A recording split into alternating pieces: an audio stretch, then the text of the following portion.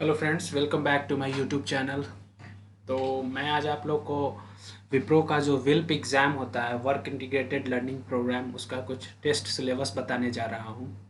तो वीडियो को लास्ट तक देखिएगा। मैं लास्ट तक आप लोग को कुछ क्वेश्चंस भी बताऊंगा जो अभी विप्रो 2022 के लिए एग्ज़ाम जो हुआ है उसमें आया है। तो टेस्ट का पैटर्न कुछ ऐसा है कि यहाँ पे दो टेस्ट लिया जाएगा। पहला टेस्ट होगा टेस्ट 1 और दूसरा होगा टेस्ट नंबर 2। टेस्ट नंबर 1 अगर आप पास करते हैं तभी टेस्ट नंबर 2 में आप जा सकते हैं, नहीं तो अगर टेस्ट नंबर 1 अगर पास आप नहीं करिएगा तो आप you are not shortlisted का मैसेज आ जाएगा और आपको सेकेंड टेस्ट नहीं देने दिया जाएगा। तो पहले टेस्ट में 3 सेक्शन होता है। इंग्लिश का सेक्शन होता है, रीजनिंग का सेक्शन होता है और क्वांटिटेटिव एप्टीट्यूड का क्वेश्चन होता है। तो मैं आप लोगों को सिलेबस ही दिखा देता हूँ। तो 3 क्वेश्चंस जो होता है उसमें हर एक क्वेश्चन का 20-20, हर एक सेक्शन का 20-20 क्वेश्चन होता है। इंग्लिश का 20 क्वेश्चन, रीजनिंग का 20 क्वेश्चन और क्वांटिटेटिव एप्टीट्यूड का 20 क्वेश्चन। तो तीनों सेक्शंस को आपको सेक्शनली कट ऑफ भी होता है, तीनों सेक्शंस को आपको पास करना पड़ता है। ऐसा नहीं हो सकता है कि आपने एक सेक्शन को नहीं आता है, आपने मैथ्स नहीं पढ़ा है 11th-12th में, तो आपने मैथ्स छोड़ दिया और इंग्लिश और रीजनिंग को बना दिया तो पास हो जाओगे। ऐसा बिल्कुल नहीं है, आपको तीनों सेक्शंस को टच करना पड़ता है और आपको तीनों सेक्शंस को मिनिमम जो रिक्वायरमेंट है वो फुलफिल तो करना ही पड़ेगा। और बात कर लें यहाँ पे निगेटिव मार्किंग की, तो एक यहाँ पे एडवांटेज स्टूडेंट्स के लिए है कि निगेटिव मार्किंग नहीं होता है। क्वेश्चंस बहुत ही इजी होते हैं, जैसा कि आप लोग देख रहे हैं। मैंने यहाँ पे टॉपिक और यहाँ पे सब टॉपिक्स भी आपको बता दिए हैं जो कि विप्रो के द्वारा मेल में आया हुआ है। और सेम इसी पैटर्न पे क्वेश्चन आता है आपको। 2 या 3 क्वेश्चंस आर्टिकल बेस पे होगा, प्रोनाउन बेस्ड पे होगा, एक क्वेश्चन मिनिमम वॉइस का होगा, स्पीच का 1 या 2 क्वेश्चन होगा, सैनोनिम एंटोनिम का मेरे में 2 क्वेश्चंस था। यही सब सीक्वेंसिंग का 1 क्वेश्चंस रहेगा। तो यहाँ पे जो सिलेबस दिया गया हो उसमें से अगर मिनिमम कोई अगर एक बच्चा अगर एग्ज़ाम देता है तो मिनिमम 90% उसमें कवर कर दिया जाता है ये पूरा टॉपिक को। हाँ, इसमें से एक आध टॉपिक नहीं आए लेकिन इससे बाहर आपसे नहीं पूछेगा, ये मैं 100% दावे के साथ कह सकता हूँ। तो नेक्स्ट टॉपिक में आते हैं, रीजनिंग है। उसमें ऑड वन आउट पूछेगा आपसे, कोडिंग डिकोडिंग का एकदम बेसिक क्वेश्चन सब रहेगा। ब्लड एंड रिलेशन का अगर पॉइंटिंग फॉर्म का क्वेश्चन आपने पढ़ा हो तो उस पर 2 क्वेश्चन था मेरे में। स्टेटमेंट एंड कंक्लूजन का 1 क्वेश्चन रहेगा, एक स्टेटमेंट दिया रहेगा, उसका कंक्लूजन दिया रहेगा, उसमें बताना रहेगा कि कौन फॉलोज कर रहा है। स्टेटमेंट फर्स्ट फॉलोज कर रहा है, सेकंड फॉलोज कर रहा है, कौन सा कंक्लूजन जो है वो सही है। डेटा सफिशिएंसी का मेरे में 1 क्वेश्चन था। वही कोडिंग डिकोडिंग हो गया या सीरीज हो गया या एनालॉजी हो गया, उसी में मिसिंग बेस्ट पे नंबर दिए रहेगा, जैसे 2, 8, 10, 12, 14 और आगे दिया रहेगा कि क्या होगा, तो ये 16 होगा क्योंकि 2-2 के रैंकिंग पे बढ़ रहा है।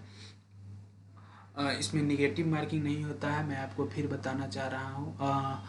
क्वांटिटेटिव एप्टीट्यूड पे आते हैं। एकदम बेसिक क्वेश्चन, अगर आपने 10th में इक्वेशन सही से पढ़ा होगा तो आप इक्वेशन सॉल्व कर सकते हैं। परसेंटेज का भी बेसिक क्वेश्चन रहता है, रेशियो और प्रोपोर्शन का भी बेसिक क्वेश्चन रहता है।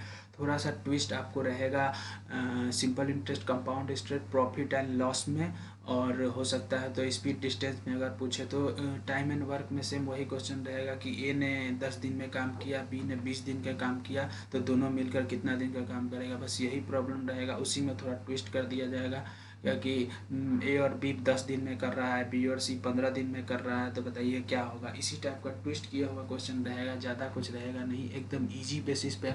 अगर आप कूल माइंडेड हैं, अगर आपने 1 महीना भी अगर तैयारी किया है, 15 दिन पहले भी जब से आपने फॉर्म भरा है, तो आपका होना लगभग तय है। अगर सेक्शन आपने पूरा कर लिया है तो आपको सेकंड सेक्शन का सेम उसी टाइम ऑनलाइन एग्ज़ाम होता है अभी तो सेम उसी टाइम आपको मैसेज आएगा, you are shortlisted for the second round. तो आपको तो दूसरा राउंड होगा उसको रिटन इंग्लिश कम्युनिकेशन टेस्ट बोलते हैं, जिसमें आपको मेनली वो वो एरर्स चेक करते हैं, आपको सेंटेंस फॉर्म करने आता है या नहीं, इंग्लिश आपका कैसा है, टाइपिंग आपका कैसा है। तो पहला जो टेस्ट है वो 60 मिनट का रहेगा, 60 क्वेश्चन रहेगा। तो मिनिमम मेरे को लगता है कि अगर आप हर एक सेक्शन वाइज भी अगर आप 10 या 12 क्वेश्चन कर लेते हैं तो आपका सेकंड जो राउंड है उसमें आना एकदम निश्चित तय है।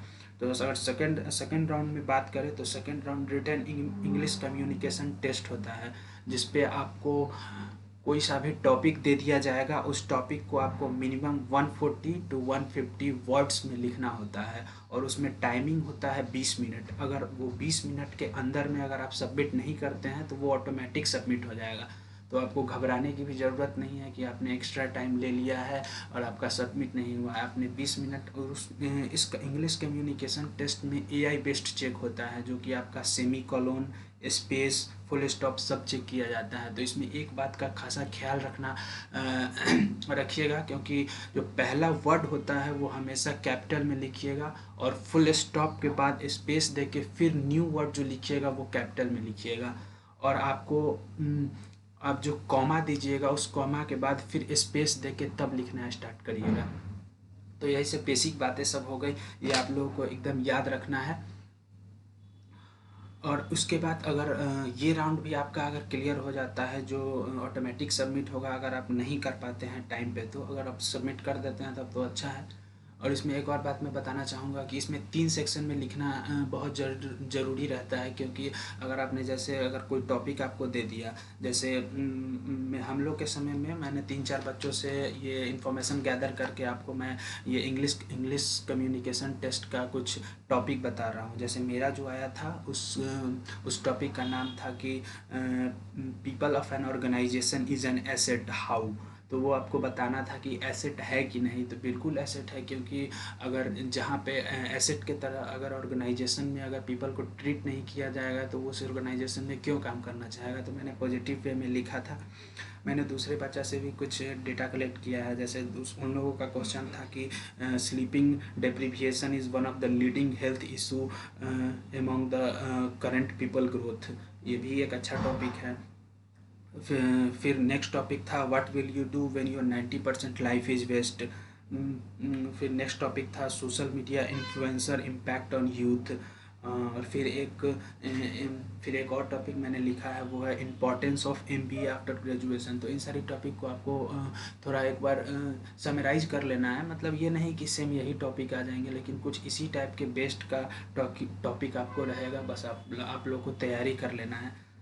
अगर ये भी राउंड हो जाता है तो मिनिमम 1 महीने का समय ये विप्रो लेता है।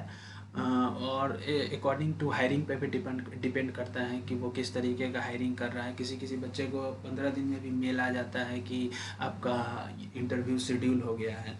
तो अभी तो 2022 से के लिए HR और टेक्निकल एक साथ ही कर दिया है, जिसको बिजनेस राउंड बोलते हैं। तो अगर ये राउंड आप क्लियर कर लेते हैं तो मिनिमम आप 1 मंथ्स तो मान ही लीजिए कि 1 मंथ्स तक आपका जो इंटरव्यू का अगर मेल है वो आ जाता है तो ठीक है, आप अपने इंटरव्यू के लिए तैयारी करें। तो यहाँ तक इस वीडियो को देखने के लिए बहुत बहुत धन्यवाद। अगर आप अभी भी आपके दिमाग में कोई क्वेश्चन है तो आप कमेंट सेक्शन में पूछ सकते हैं। अगर इस चैनल पर नए हैं तो चैनल को लाइक, शेयर और सब्सक्राइब जरूर करिएगा, क्योंकि मैं इसी तरीके का वीडियो आप लोग के लिए बनाता रहूँगा। और अगर आप सिलेबस का स्क्रीनशॉट लेना चाहें तो ले सकते हैं। मैं अभी स्क्रॉल डाउन कर दे रहा हूँ। Thank you so much for watching. और जल्द ही मैं इंटरव्यू से रिलेटेड भी क्वेश्चंस के लिए आप लोग के साथ जुड़ूंगा। बहुत बहुत धन्यवाद।